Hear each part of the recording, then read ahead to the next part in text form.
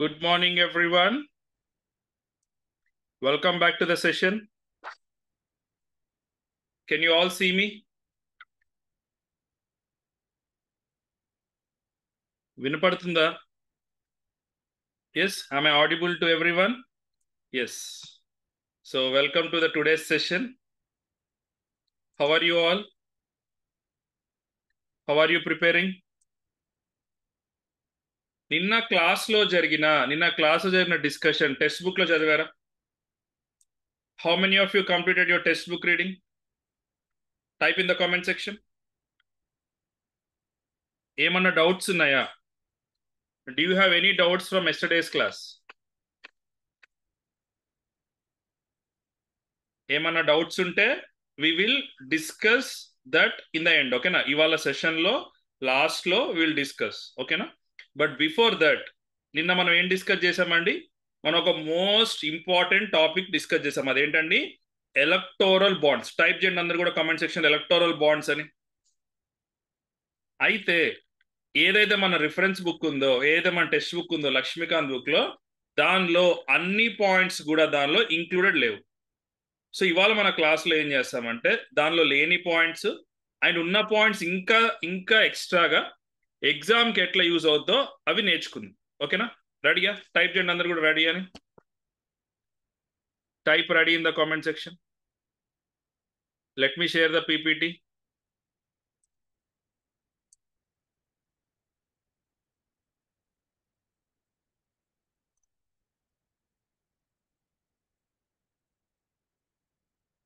Let me go to that slide.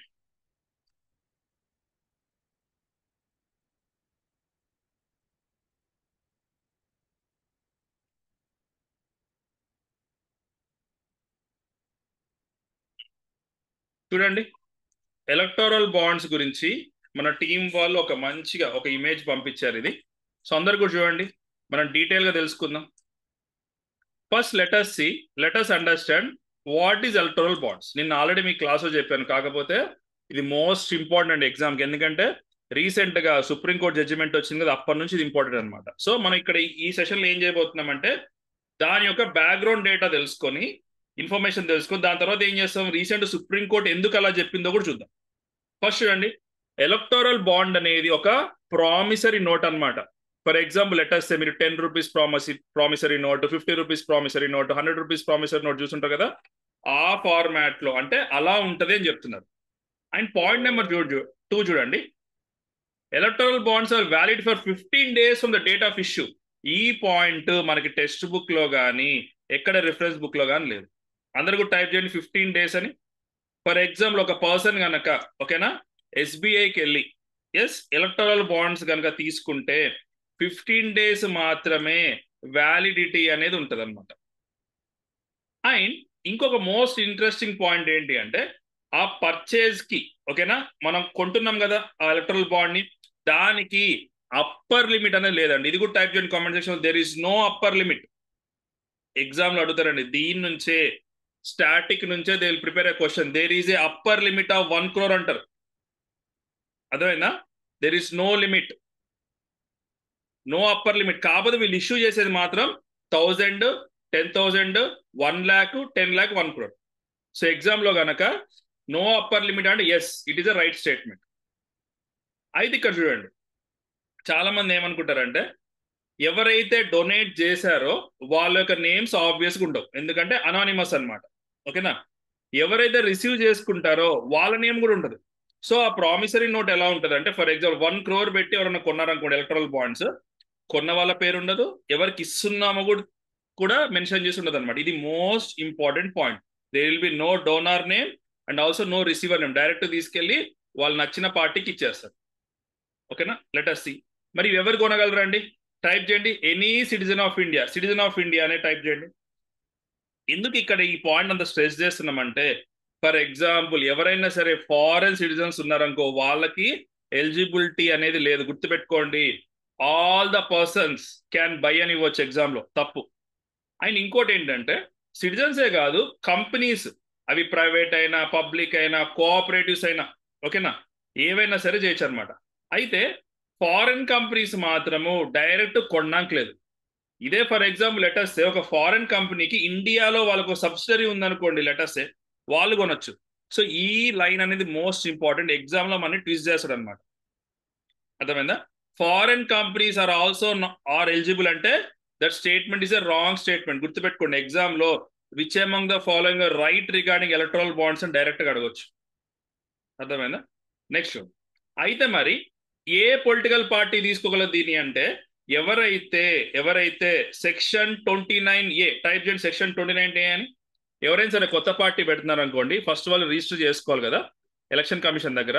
వాళ్ళు ఏ provision కింద చేసుకుంటారంటే, మనం ఆల్రెడీ RPA 1951 ఒక చట్టం చేసాం, దాన్నే రిప్రజెంటేషన్ ఆఫ్ పీపుల్స్ యాక్ట్ 1951 అని. దానిలో మనం ఏం చేసామంటే సెక్షన్ 29A దగ్గర ఈ ఒక ప్రొవిజన్ ఇచ్చాం. ఎవరైతే అలా రిజిస్టర్ అయ్యి అండ్ అంతకుముందు ప్రీవియస్ ఎలక్షన్లో, ఓకేనా, అంతకుముందు పెట్టిన ఎలక్షన్లో మినిమం 1% కంటే ఎక్కువ ఓట్స్ రావాలి. అది లోక్సభ ఎలక్షన్ అయినా సరే, స్టేట్ ఎలక్షన్ అయినా సరే. సో ఇప్పుడు నేను మళ్ళీ క్వశ్చన్ అడుగుతా. ఫర్ ఎగ్జాంపుల్ లెటర్స్ ఇప్పుడు 2024 ఎలక్షన్ జరుగుతున్నాయి కదా. లాస్ట్ ఇయర్ ఒక వ్యక్తి పార్టీ పెట్టాడు, ఆయన ఎలిజిబులా కాదా చెప్పండి, నాకు టైప్ చేయండి కామెంట్ సెక్షన్లో. Is his political party eligible for the electoral bonds? Yes or no? Good. No, is not eligible. ఎవరైతే అంతకు ముందు ఎలక్షన్స్ లో పార్టిసిపేట్ చేసి మినిమం 1% ఓట్ వస్తుందో దే ఆర్ ఎలిజిబుల్. మరి ఎగ్జామ్ ఎలా ఇస్తారు సార్ అంటే, all the registered parties under section 29A ఆఫ్ RP Act 1951 ఆర్ ఎలిజిబుల్ అంటారు. ఆల్ కాదు, ఎవరైతే 1% ఎబో ఓటింగ్ వచ్చిన వాళ్ళు మాత్రమే. గుర్తుపెట్టుకోండి, ఎగ్జామ్ స్టాండర్డ్ మీరు గ్రూప్ 1 ప్రిపేర్ అయినా, గ్రూప్ 2 ప్రిపేర్ అయినా, యూపీఎస్సీ ప్రిపేర్ అయినా సరే సేమ్ స్టాండ్ ఆఫ్ క్వశ్చన్స్ అనేవి వస్తున్నాయి. ఇప్పుడు చూడండి, అయితే మరి ఈ ఎలక్టరల్ బాండ్స్ అనేది ఎక్కడ పర్చేస్ చేయొచ్చు, ఎప్పుడు పర్చేస్ చేసి అంటే కనుక జనవరిలో, ఏప్రిల్లో, జూలైలో, అక్టోబర్లో, ఇలా వాళ్ళు ఒక 4 months పెట్టారు అనమాట. అంటే ఫస్ట్ 10 days ఉంటుంది కదా, ఆ first 10 days they will release అనమాట. అయితే ఫర్ ఎగ్జాంపుల్ మనకు డౌట్ వస్తుంది, సార్ మరి ఇప్పుడు మేలో ఎలక్షన్స్ ఉన్నాయి సార్, లేకపోతే ఇప్పుడు ఎట్లా, మరి మే అనేది లేదు కదా అంటే, ఆ 30-day పీరియడ్ అనేది యాడ్ చేయొచ్చు. అంటే ఎప్పుడైతే లోక్సభ ఎలక్షన్ ఇయర్స్ ఉందో, ఓకేనా, అంటే 10 days ఉన్నాయి కదా, 30-day పీరియడ్ కూడా యాడ్ చేయొచ్చు అన్నమాట. అయితే ఇవి ఎక్కడెక్కడ దొరుకుతాయి సార్ అంటే, మన యొక్క టౌన్స్ లో కానీ మన యొక్క డిస్ట్రిక్ట్స్ లో దొరికే ఛాన్స్ లేదు. 29 authorized State Bank of India branches ఉన్నాయి. అంటే ఏంటి, న్యూఢిల్లీ కానీ, గాంధీనగర్ కానీ, లక్నో, భోపాల్, చెన్నై, గువాహతి ఇలాంటి ప్లేస్ లోనే they will sell, not in the towns or somewhere. ఓకేనా, నెక్స్ట్ చూడండి. అయితే ఎవరైతే ఫర్ ఎగ్జాంపుల్ మీకు డౌట్ వస్తుంది, సార్ మనకు ఎస్బీఐలో అకౌంట్ లేదు, ఎలా అంటే మీరు అకౌంట్ హోల్డర్ అయినా నాన్ అకౌంట్ హోల్డర్ అయినా సరే మీరు కొనొచ్చు, కాకపోతే you should provide your KYC details. చెప్పండి, what is the full form of KYC? Type in the comment section. KYC అంటే ఏంటి, why it is important? Know your customer, మన యొక్క పర్సనల్ డీటెయిల్స్ గుర్తుపెట్టుకోండి. నో యువర్ కస్టమర్ అంటే మన యొక్క personal details అనేది కంపల్సరీ ఇవ్వాలి. అంటే ఒకప్పుడు ఎలా ఉండేదంటే బ్యాంకింగ్ సిస్టంలో ఎవరైనా ట్రాన్సాక్షన్ చేసే అవకాశం ఉంది అప్పట్లో, కానీ కేవైసీ నామ్స్ వచ్చాక మాత్రము ఆ సిస్టమ్ అనేది తీస్తారు. ఇప్పుడు మనం ఏం చేద్దామంటే, ఇదంతా కూడా స్టాటిక్ పార్ట్ కదా. నౌ లెట్ us see అసలు సుప్రీంకోర్టు ఏం చెప్పింది, దాని యొక్క డీటెయిల్స్ చూద్దాం. అయితే అందరు కూడా ఏమంటున్నారంటే ఎలక్టరల్ బాండ్స్ అనేది సుప్రీంకోర్టు దాన్ని అన్కాన్స్టిట్యూషనల్ అని చెప్పింది, విచ్ ఆర్ ఇన్వాలిడ్ అని చెప్పిందని తెలుసు. కానీ మరి ఏ కేసులో చెప్పింది, ఇది కూడా ఇంపార్టెంట్ కదా ఎగ్జామ్లో they might be asking A case అని కూడా అడగొచ్చు కదా. సో అందరు కూడా నోట్ చేసుకుని అదేంటి అంటే, association for democratic reforms ADR versus union of India 2024. ఓకేనా, అందరు కూడా టైప్ చేయండి, ADR versus union of India. ఈ కేసులో 2024లో సుప్రీంకోర్టు అనేది ఒక ల్యాండ్ మార్క్ జడ్జిమెంట్. అంటే హిస్టారికల్ గా ఇది ఎప్పటికి కూడా ఫ్యూచర్ తరాలు కూడా గుర్తుపెట్టుకునే ఒక జడ్జిమెంట్ అన్నమాట. Got it? ఎస్. అయితే ఎందుకు మరి అన్కాన్స్టిట్యూషనల్ అంది? ఇప్పుడు ఎగ్జామ్ లో ఇప్పుడు అందరికీ తెలిసింది ఏమని అన్కాన్స్టిట్యూషనల్ అన్నారు. బట్ ఏ రీజన్ మీద అంటే, ఫర్ ఎగ్జాంపుల్ ఎగ్జామ్ అడగచ్చు కదా, ఆన్ విచ్ బేసిస్, ఓకేనా, on which basis electoral bonds are considered as invalid by Supreme Court అంటే మనం చెప్పాలి కదా. దానికి ఆన్సర్ వచ్చేసి ఏంటి అంటే ఆర్టికల్ 14, ఆర్టికల్ 19. అందరికీ టైప్ చేయండి ఆర్టికల్ 14 అండ్ ఆర్టికల్ 19 అని. ఆర్టికల్ 19లో వీళ్ళు ఏం చెప్తారంటే, article 19 sub clause 1 sub clause A. అదేంటంటే freedom of speech and expression.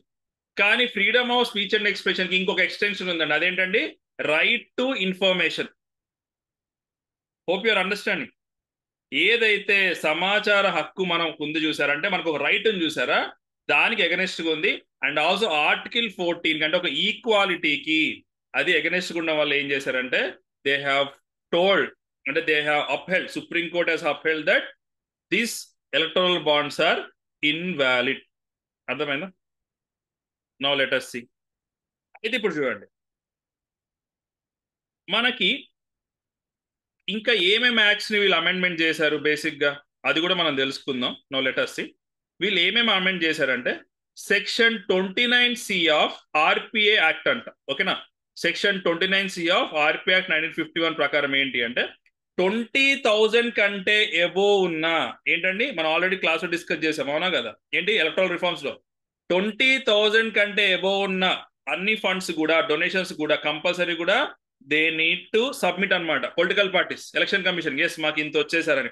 కాకపోతే ఎప్పుడైతే ఎలక్టోరల్ బాండ్స్ వచ్చాయో 20,000 ఎబో కాదు 1 crore వచ్చినా సరే బేసిక్ గా దే ఆర్ నాట్ స్పెసిఫైయింగ్ అనమాట ఎవరి నుంచి తీసుకున్నారు అని చెప్పేసి.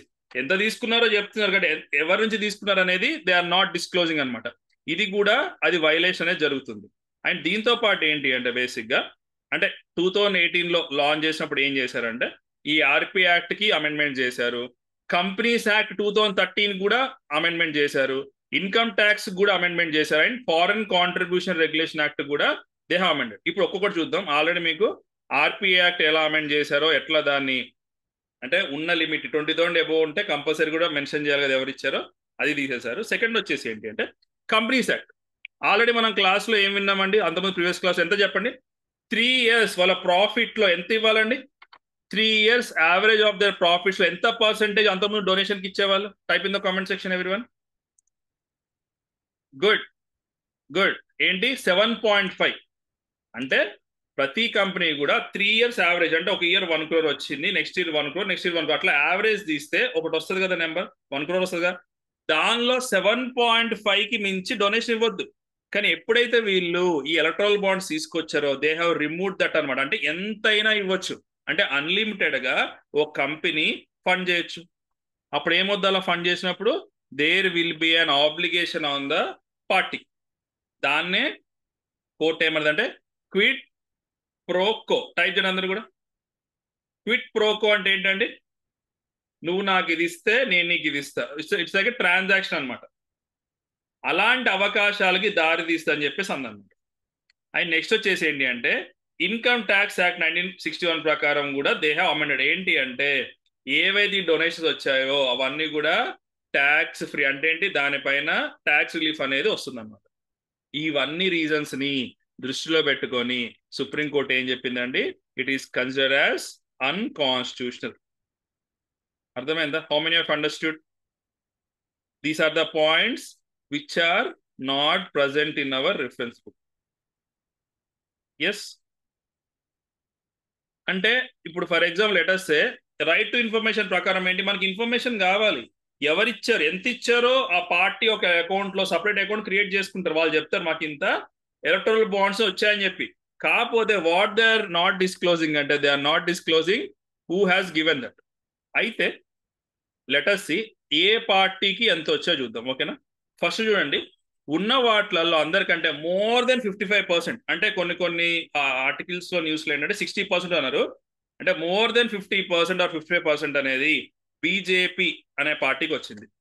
దాని తర్వాత ఆల్ ఇండియా తృణమూల్ కాంగ్రెస్ కి, దాని తర్వాత కాంగ్రెస్ కి, దాని తర్వాత భారత రాష్ట్ర సమితికి, ఎస్ బీజు జనతాదళ్ కి, డిఎంకేకి. These are the top 5 receivers of electoral bonds.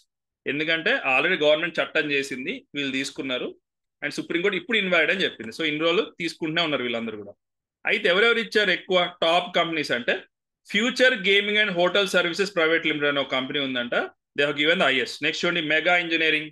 ఇవన్నీ కూడా they have contributed more for the electoral bonds. అయితే ప్రస్తుతం స్టేట్ గవర్నమెంట్స్ కనుక ఎవరైనా క్వశ్చన్ చేస్తారు అనుకోండి, లెట్ us say మరి మీరు ఎలక్ట్రల్ బాండ్స్ ఇట్లా అన్నారు కదా అంటే they are also saying like Supreme Court ఏం చెప్పలేదు కదా డబ్బులు వెనక్కి ఇచ్చేయమని చెప్పేసి ఇంకేం చెప్పలేదు. వాళ్ళు ఏం చెప్పారంటే ఎలక్ట్రల్ బాండ్స్ అనేది మన యొక్క రైట్ టు ఇన్ఫర్మేషన్ కి అండ్ ఆర్టికల్ 14 కి అగెనిస్ట్ ఉన్నాయి కాబట్టి we are considering as unconstitutional and this shall come in your exam. గుర్తుపెట్టుకోండి, ఎగ్జామ్ లో దీనిలోంచి క్వశ్చన్స్ అడిగే ఆస్కారం ఉంది. ఎందుకంటే ఇయర్స్ చెప్పాలంటే ఇప్పటివరకు జరిగిన దానిలో this is a biggest judgement అనమాట. అర్థమైందా? ఇంకేమైనా డౌట్స్ ఉన్నాయా?